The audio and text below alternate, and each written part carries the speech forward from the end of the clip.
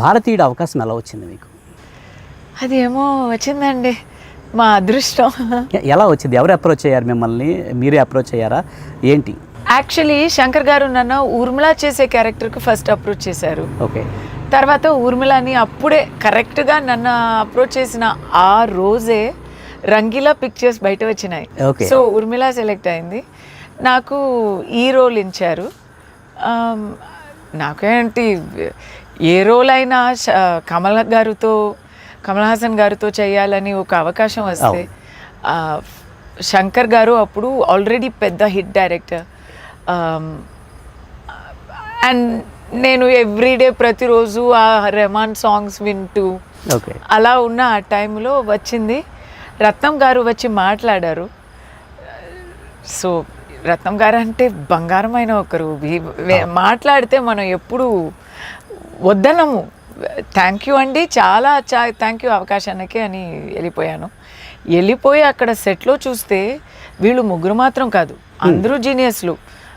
జీవా గారు camera, తోటాధరణి art, Rahman గారు music, అంటే everybody.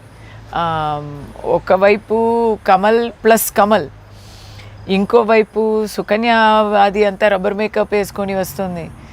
So many things, it's a learning experience. అప్పటికే కమల్ హాసన్ గారు చాలా పెద్ద హీరో, అలాగే శంకర్ గారు కూడా చాలా పెద్ద డైరెక్టర్. అయితే వీళ్ళతో చేసినప్పుడు మీ ఫీలింగ్ ఏంటి? వాళ్ళు మీతో ఎలా ఉండేవారు సెట్లో? నాకు ఒక స్కూల్కి వెళ్ళినట్టు ఉండింది.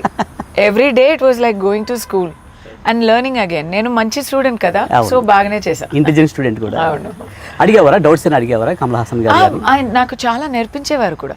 చాలా ఆ సాంగ్లో చూస్తే పొయ్యికాలు కుదిరే, దానికి తెలుగులో ఏం చెప్పాలి? గుర్రం, what do you call that? గుర్రం డాన్స్ ఆడతాం కదా, ఓకే, దానికి ఏం చెప్తారు? ఎగ్జాక్ట్గా తెలియదు నాకు కూడా. ఓకే, దానికి ఆ పాటలో చూస్తే పొయ్యికాలు కుదిరే అంటాము తమిళ్లో, నాకు తెలుగులో తెలియలా. It's a very typical Tamil folk art. Okay, అది రియల్ ఆ బొమ్మ తీసుకొని దాంట్లో ఆడాలి. అది నేను కొంచెం కష్టపడ్డాను. కమల్ గారు నాకు ఆ ట్రిక్స్ అంతా నేర్పించేవారు. సేమ్ ఆ టైప్లో షేవింగ్ ఒక సీక్వెన్స్ వస్తుంది, బట్ ఆయనకేమో rubber makeup. So rubber makeup మీద ఎలా చేయాలి అది నేర్పించారు. చిన్న చిన్న విషయాలు నేర్పించేవారు. Shankar garu amazing. Every little detail he used to, they adapted me like a kid of, I was the kid of the set. So and Jeeva garu చాలా స్ట్రిక్ట్ మాస్టర్.